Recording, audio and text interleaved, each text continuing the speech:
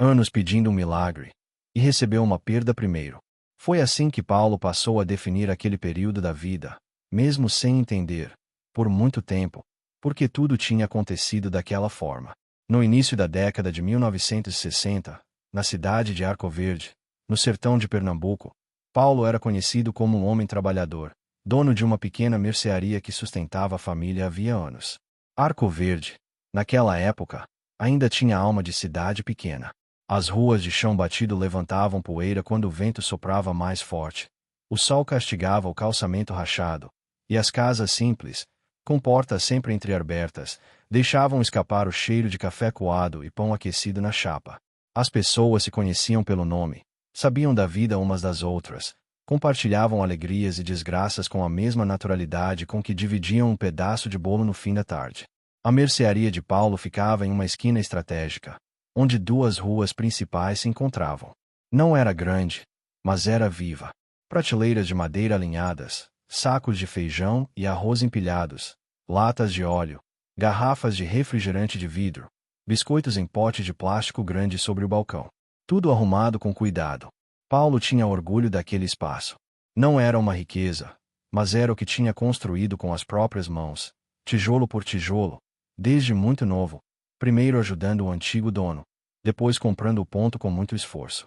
Paulo tinha um único pedido em suas orações. Não pedia riqueza, nem reconhecimento. Pedia saúde para a esposa, Maria, que desde jovem enfrentava problemas respiratórios. Maria não era frágil de espírito, mas o corpo parecia viver em permanente batalha com o ar seco do sertão. Desde mocinha, sentia falta de ar em dias muito quentes, tossia em madrugadas frias, arquejava o peito depois de subir ladeiras. Com o passar dos anos, as crises ficaram mais frequentes. Todos os dias, antes de abrir a mercearia, Paulo rezava atrás do balcão. Chegava cedo, antes dos clientes, antes do burburinho.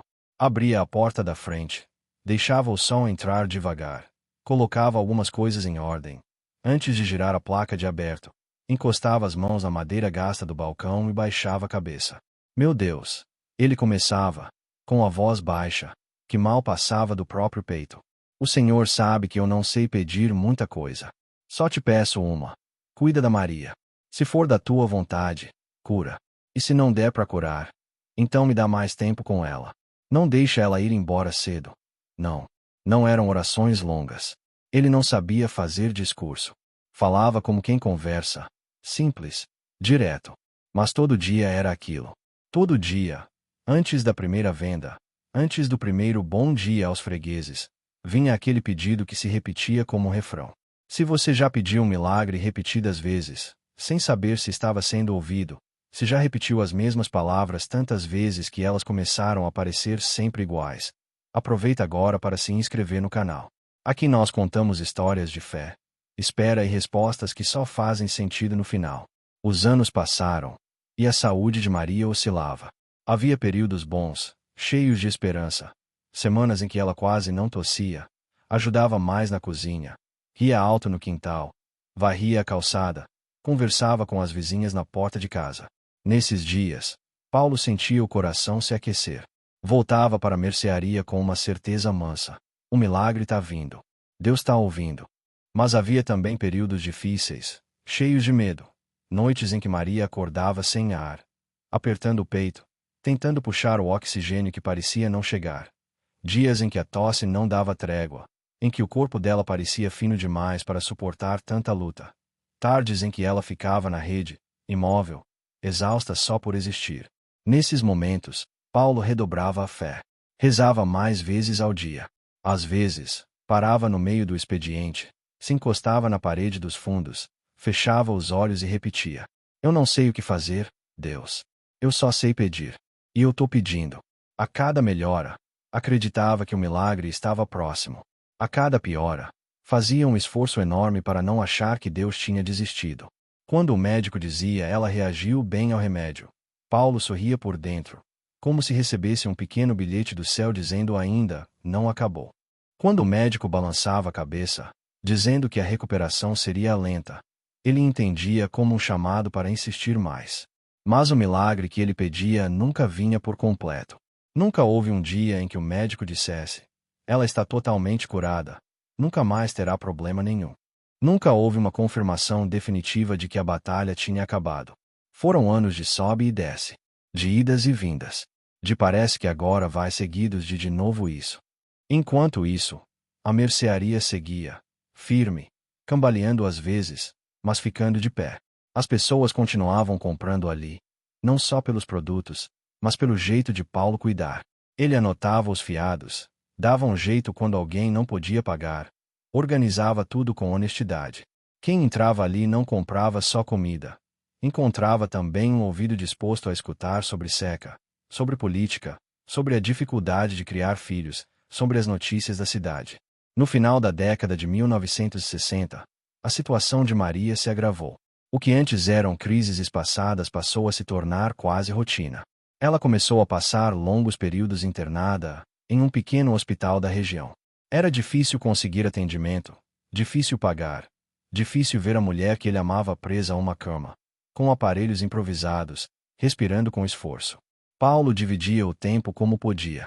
De manhã, abria a mercearia, organizava as coisas, atendia os fregueses mais antigos, tentava deixar tudo em ordem.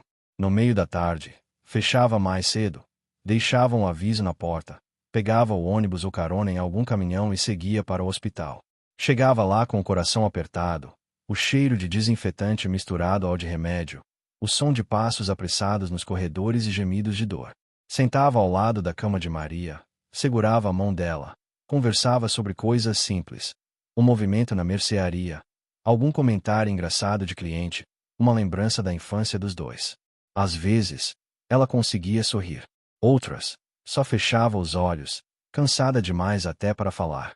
Nesses momentos, Paulo rezava ali mesmo, em silêncio, apertando a mão dela como se, com isso, pudesse transferir um pouco da própria força. A mercearia começou a sofrer com a ausência de Paulo. Sem ele o tempo todo no balcão, alguns fregueses começaram a procurar outros lugares. As prateleiras ficaram um pouco mais vazias, o caixa um pouco mais fraco. As contas se acumulavam. Ele atrasava pagamento de fornecedor, renegociava prazos, cortava gastos. E, ainda assim, todo dia, em algum momento, encontrava um jeito de repetir o mesmo pedido de sempre. Cura a Maria. Ou, pelo menos, deixa ela ficar comigo mais um pouco. Mesmo com toda essa pressão, Paulo continuava acreditando que tudo aquilo tinha um propósito maior.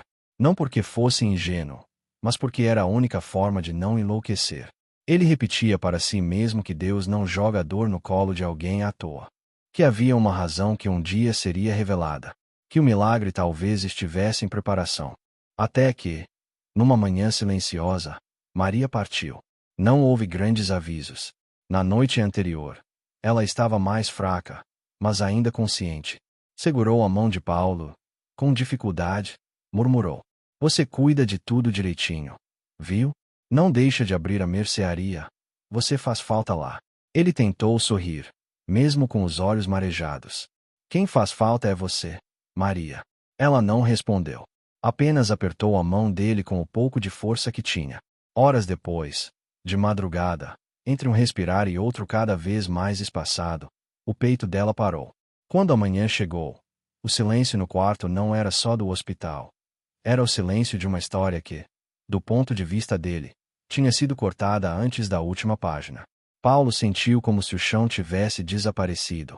Anos pedindo um milagre, anos acreditando que Deus interviria. E a resposta foi a perda que ele mais temia. A sensação não era apenas de tristeza. Era de confusão. Ele olhava para trás e lembrava de todas as vezes em que se ajoelhou, em que foi fiel, em que confiou, em que defendeu a fé para outros, dizendo: "Deus sabe o que faz." E agora, o que Deus tinha feito? Pela primeira vez, Paulo não conseguiu rezar. No velório simples, enquanto as pessoas passavam, abraçavam, diziam: "Força, ela está num lugar melhor. Deus sabe de todas as coisas." Ele só conseguia ouvir tudo como se viesse debaixo d'água. As palavras chegavam distantes, sem peso. Naquela noite, deitado em uma cama onde o outro lado estava vazio pela primeira vez em muitos anos, ele tentou começar uma oração, e nada saiu. Não era por revolta. Não era vontade de gritar contra Deus. Era vazio. Ele acreditava que tinha sido fiel demais para receber aquela dor. E, justamente por isso, não sabia o que dizer. Sentia que qualquer obrigado soaria falso. Qualquer continua cuidando de mim parecia exagero. Então, escolheu o silêncio. Os meses seguintes foram de sobrevivência. Paulo abriu a mercearia por obrigação, não por vontade. No primeiro dia em que voltou, depois do luto, ficou alguns minutos parado do lado de fora, encarando a porta de ferro fechada, a placa com o nome que agora parecia mais pesada do que antes. Respirou fundo, girou a chave, levantou a porta. O sininho tocou. Mas, em vez do som familiar trazer conforto, parecia zombaria. A vida continua, quer você queira ou não. Depois que Maria partiu, a vida de Paulo não acabou de uma vez. Ela foi, aos poucos, se apagando por dentro, enquanto por fora ele continuava se movendo. Esse foi o período que, mais tarde, ele chamaria de sobrevivência automática. Não era viver. Era existir no mínimo necessário. O dia do enterro passou como um borrão. Paulo lembrava de pedaços. O caixão simples, as coroas de flores murchando rápido no sol quente de Arco Verde, as pessoas se aproximando uma a uma, dizendo frases que ele sabia que eram bem intencionadas, mas que soavam como ruído. Ela está num lugar melhor. Deus sabe o que faz. Força. Paulo, você é forte. Ele balançava a cabeça, abraçava, agradecia, mas por dentro estava como se alguém tivesse desligado o som do mundo. Não era raiva das pessoas, nem de Deus. Era anestesia. Naquela primeira noite, ao voltar para casa, o silêncio parecia um personagem à parte. Cada objeto tinha memória. A xícara de Maria em cima da mesa, um lenço esquecido na cadeira, uma sandália encostada ao pé da cama. Paulo andou pelos cômodos sem tirar o sapato, como se não quisesse perturbar o pouco de presença que ainda restava no ar. Sentou na beira da cama, olhou para o lado onde ela sempre dormia, passou a mão pelo lençol ainda marcado pela curva do corpo dela. Ali, sentiu a primeira fisgada de realidade. Não era um sonho ruim. Era definitivo. Durante anos, o reflexo de deitar-se e começar uma oração vinha automaticamente. Era ali, na beira da cama, que ele tantas vezes tinha pedido: deixa ela ficar mais um pouco. Mas, naquela noite, quando tentou juntar as mãos, as palavras travaram. Ele abriu a boca, esperou, nada veio. Não conseguia dizer obrigado, não conseguia dizer cuida de mim, não conseguia dizer faça a tua vontade. Tudo soava estranho na cabeça. No fim, deixou as mãos caírem, deitou de lado, encarou a parede e deixou os olhos arderem até dormir de exaustão. Os dias seguintes não tiveram grandes acontecimentos. Foi isso que os tornou tão duros. Não havia o evento do enterro para justificar o choro, nem o movimento de gente para ocupar a mente. Havia apenas a rotina, agora sem o sentido antigo. Paulo acordava cedo por hábito, não por vontade. O corpo sabia a hora de levantar mesmo quando a alma queria ficar deitada. Sentava na cama, passava as mãos no rosto, sentia o peso de um cansaço que não tinha sido aliviado pelo sono. Na cozinha, preparava um café simples. Durante anos, aquele momento tinha mínimos diálogos. Coloca menos açúcar. Paulo, desse jeito vira doce de xícara. Mas é assim que acorda até santo. Maria. Agora, o barulho da água fervendo, do coador sendo molhado, era o único som. Ele colocava 2 xícaras na mesa por reflexo. Ao perceber, tirava uma, guardando rápido, como quem tenta esconder de si mesmo o fato de que ainda não tinha se acostumado. O caminho até a mercearia era o mesmo de sempre, mas o trajeto parecia mais longo. As casas da rua ainda estavam ali, as mesmas fachadas, os mesmos vizinhos, mas ele tinha a sensação de caminhar por um cenário que era igual e completamente diferente ao mesmo tempo. As pessoas o viam passar, por alguns dias, o olhar delas mudava. Havia uma mistura de pena, respeito, compaixão. Alguns chamavam: Paulo, meus sentimentos, viu? Ele respondia: obrigado, e seguia.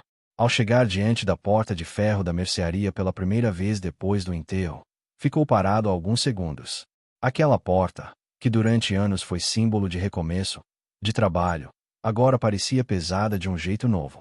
Levantar a porta significava aceitar que a vida tinha que continuar sem Maria. Fechar a mercearia e ficar em casa significava afundar mais no vazio. Entre dois pesos, escolheu o que parecia menos insuportável. Girou a chave, puxou a porta para cima. O sininho tocou. Ele sentiu que, até o som do sino tinha ficado mais triste. Por dentro, não arrumou tudo com o mesmo zelo de antes. Colocou as coisas no lugar sem se importar se o pacote de arroz estava perfeitamente alinhado ou se as latas formavam uma fileira perfeita. O cuidado detalhista que sempre teve deu lugar a uma organização funcional. O suficiente para um freguês achar que precisava, nada além disso. Os primeiros clientes chegaram com cuidado, como quem entra em um lugar de luto. Não falavam alto, evitavam brincadeiras. Uma senhora, depois de comprar o de sempre, segurou o braço dele por um momento. Se precisar de qualquer coisa mesmo, é só chamar. Ele sorriu de leve, mas, por dentro, pensava, o que eu preciso ninguém pode me dar. O trabalho virou uma espécie de anestesia mecânica. Ele atendia, anotava, recebia, dava troco, respondia tá certo, pois é duro mesmo nas conversas, mas a mente estava longe. Às vezes, uma frase de cliente o puxava de volta. Sua Maria fazia um doce de batata que era coisa de outro mundo. Dizia alguém, sem maldade. Ele travava por dentro, sentia um aperto no estômago, mas respondia. Faz falta. No fim do expediente, fechava a mercearia, apagava as luzes, abaixava a porta. Antes, aquele horário tinha uma pitada de satisfação. Mais um dia vencido, mais contas encaminhadas, a sensação de voltar para uma casa onde alguém o esperava com uma comida pronta, uma história para contar. Agora, era apenas o encerramento de um turno de trabalho que ele mantinha por inércia. Voltava para casa devagar. Às vezes, passava em frente à igreja, ouvia um canto vindo de dentro, via gente entrando para uma celebração. Em outros tempos, teria parado, entrado, se sentado num banco ao fundo. Nessas semanas, não conseguia. Olhava de longe e pensava, não hoje. Não era raiva de Deus. Era uma sensação de inadequação. Como se não tivesse coragem de entrar na casa de alguém com quem tinha uma conversa interrompida. As noites eram as mais difíceis. O cansaço físico derrubava o corpo, mas a mente se recusava a desligar. Tudo nela parecia querer recriar cenários.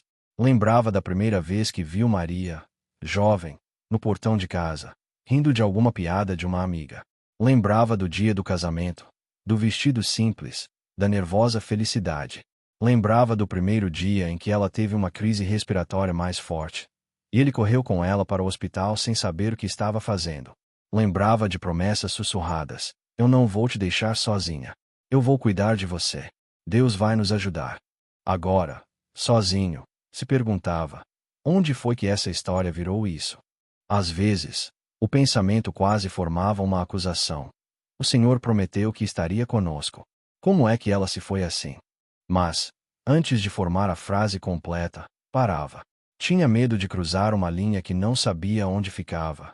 Uma linha que, para ele, separava a dor sincera da falta de respeito com Deus. O luto profundo foi se manifestando em pequenos detalhes que pouca gente via. Paulo começou a comer menos. Não por decisão consciente, mas porque a comida parecia não ter gosto. Às vezes, preparava algo simples, como um ovo, um pedaço de carne, um pouco de arroz, e deixava esfriar no prato. Dava algumas garfadas, parava, empurrava o prato. O corpo seguia porque tinha que seguir, mas aquele prazer básico de se alimentar tinha sido levado junto com outras coisas. O sono também mudou. Vinha em pedaços. Em algumas noites, ele dormia cedo, exausto, e acordava no meio da madrugada com o coração acelerado, como se alguém tivesse chamado. Em outras, ficava rolando na cama até o dia amanhecer. Havia noites em que se levantava, acendia a luz da cozinha, sentava à mesa com o caderno de contas da mercearia aberto à sua frente, sem conseguir focar nos números. Olhava a coluna de dívidas e pensava, eu sei lidar com isso. Sei apertar, negociar, parcelar. Mas com esse vazio, eu não sei que conta fazer. Amigos e conhecidos tentavam ajudar do jeito que sabiam. Um o chamava para tomar um café, na casa dele. Outro o convidava para assistir a um jogo na televisão. Uma vizinha sugeria que ele fizesse uma viagem curta, visitasse parentes em outra cidade, para arejar a cabeça. Paulo até aceitava algumas dessas propostas, mas nada preenchia o buraco. Aquilo que, do lado de fora, parecia distração, por dentro soava como pausa temporária de uma dor que continuava esperando pacientemente para reaparecer. A fé, que antes era insistente, agora era uma lembrança. Havia um tempo em que ele falava de Deus quase com facilidade. Se alguém reclamava da vida, dizer: Deus está no controle vinha natural. Se alguém dizia que estava com medo, ele respondia: Vamos orar por isso. Agora, essas frases lhe pareciam grandes demais para serem ditas por alguém que tinha pedido tanto e recebido justamente o que mais temia. Ele se calou para Deus, e de certa forma, sobre Deus. Em alguns momentos, chegava a pegar a Bíblia que ficava na estante da sala, com a capa já um pouco gasta de tanto uso ao longo dos anos. Abri-la, porém, era difícil. Lia 2, 3 linhas, e as palavras não atravessavam. Eram só letras. Fechava de novo. Aquele livro que um dia tinha sido fonte de conforto se transformará, temporariamente, em um espelho desconfortável, lembrando-o de promessas que ele não via como cumpridas na própria vida. Havia também as datas. O primeiro domingo sem Maria o atingiu como um soco. Era o dia em que, por hábito, ela fazia um prato especial, às vezes um cozido, às vezes um bolo, e os dois comiam mais devagar, sem pressa, conversando sobre a semana. Nesse primeiro domingo, Paulo se viu sentado à mesa com um prato simples, o relógio andando devagar, a casa cheia de silêncio. Terminou de comer em poucos minutos, levantou-se, lavou o prato, e sem saber o que fazer, abriu a porta de casa e ficou na calçada olhando a rua vazia. Outras datas foram ainda mais cruéis. O aniversário dela, o aniversário de casamento, as festas de fim de ano. Em épocas de celebração, o contraste entre o que deveria ser alegria e o que ele sentia por dentro ficava ainda mais forte.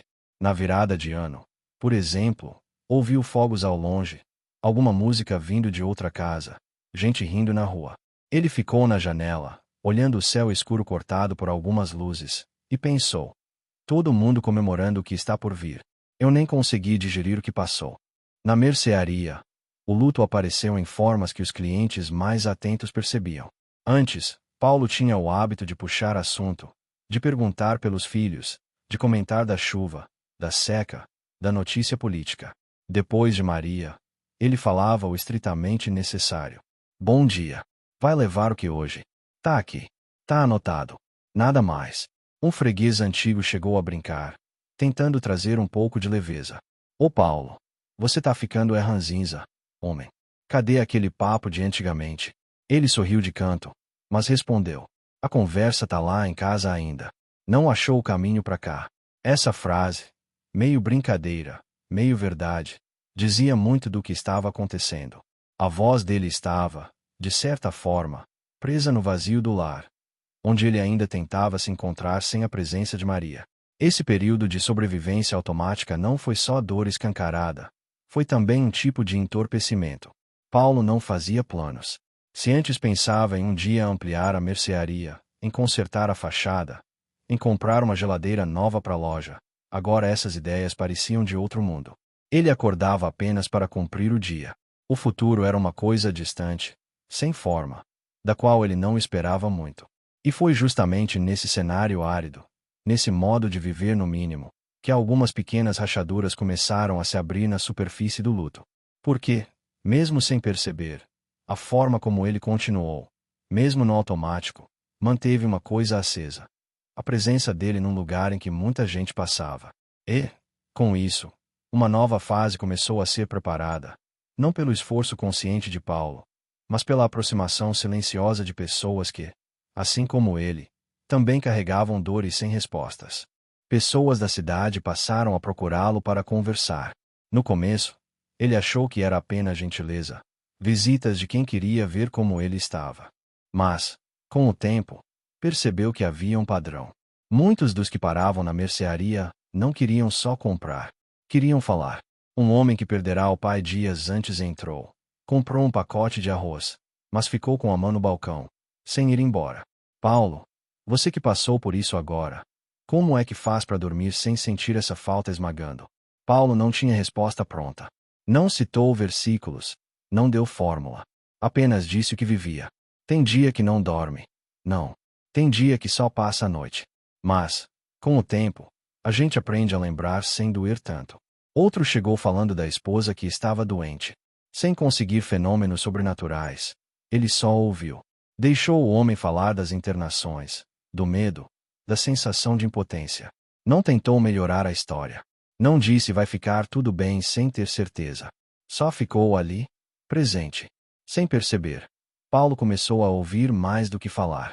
E, ao ouvir, algo dentro dele começava a se reorganizar. Cada história de dor que entrava naquele balcão encontrava uma alma que sabia exatamente como era estar no lugar do outro. A perda tinha cavado um espaço dentro dele. E esse espaço, que antes parecia apenas buraco, começou a virar abrigo. Com o tempo, a mercearia se tornou mais do que um comércio. Tornou-se um ponto de encontro. Um lugar onde as pessoas desabafavam, choravam e encontravam compreensão. Não era raro ver alguém sentado em um caixote, encostado na parede, com os olhos marejados, enquanto Paulo, entre um atendimento e outro, ouvia, respondia com poucas palavras, às vezes apenas colocava a mão no ombro. Alguém começou a dizer: vai lá falar com Paulo. Ele sabe o que é sofrer. Ele entende. E era verdade. Paulo, que tinha pedido um milagre para salvar alguém, agora ajudava outros a suportarem suas próprias dores. Não porque tivesse recebido a resposta que queria, mas porque a resposta que recebeu o transformou de dentro para fora. Aos poucos, sem ele planejar, uma espécie de ministério silencioso foi nascendo ali. Não tinha nome, não tinha placa, não tinha título. Era só um homem com o coração quebrado, sentado atrás de um balcão, deixando que outras pessoas sentassem com ele naquilo que doía. Às vezes, ao fim de um dia especialmente pesado, ele trancava a mercearia, encostava as costas na porta fechada, deixava o corpo escorregar até sentar no chão e pensava: eu pedi para Deus me livrar da dor. Em vez disso, ele me deu a dor dos outros junto com a minha. Que história é essa? Anos se passaram. As lembranças de Maria continuavam, mas já não eram só punhaladas. Eram também aconchego. Paulo começou a lembrar dela não apenas no leito do hospital, mas também na cozinha, rindo de algo bobo, no quintal, regando plantas, na porta da mercearia, chamando alguém pelo nome. O amor não morreu com ela. Ele se espalhou de um jeito diferente, pelas pessoas que ele acolhia, pelas palavras que dizia, pela paciência que tinha com quem sofria. Um dia, já bem mais velho, sentado em um banquinho dentro da mercearia, observando dois jovens conversando baixinho sobre problemas que enfrentavam em casa, Paulo se pegou pensando na própria trajetória.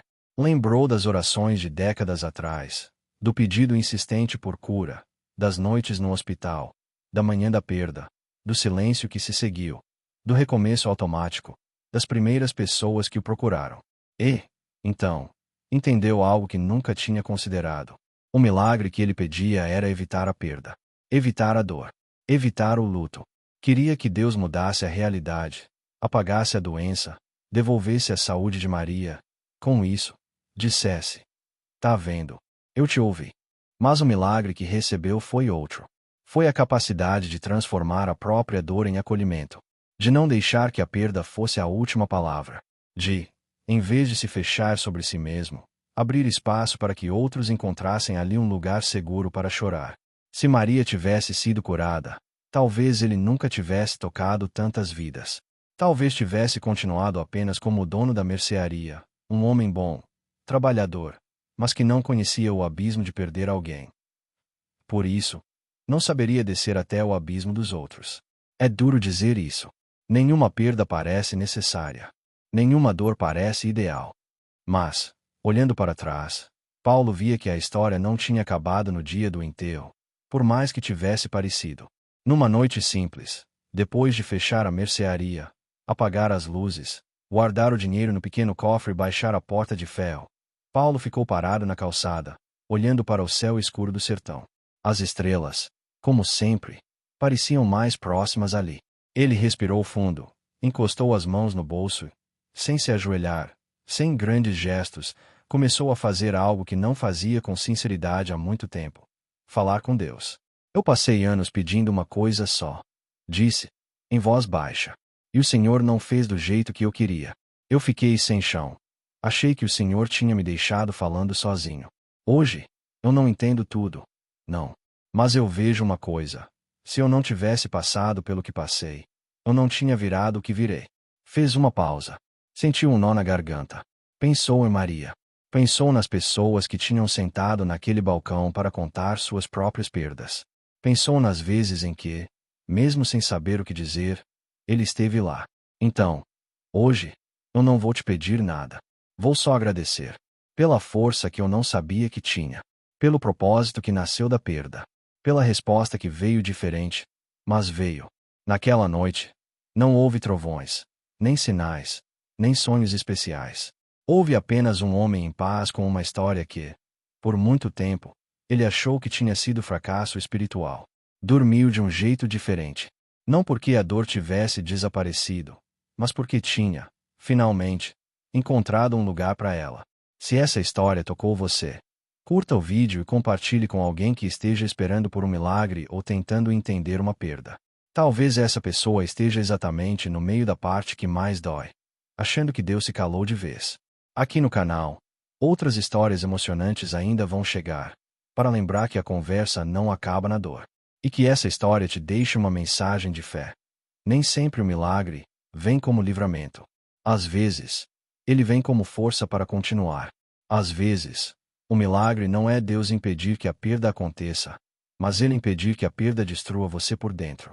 Mesmo quando a perda chega primeiro, Deus pode estar preparando algo que só se revela depois da dor. Quando você olha para trás, como Paulo, percebe que, mesmo sem o milagre que queria, você não caminhou sozinho em nenhum momento.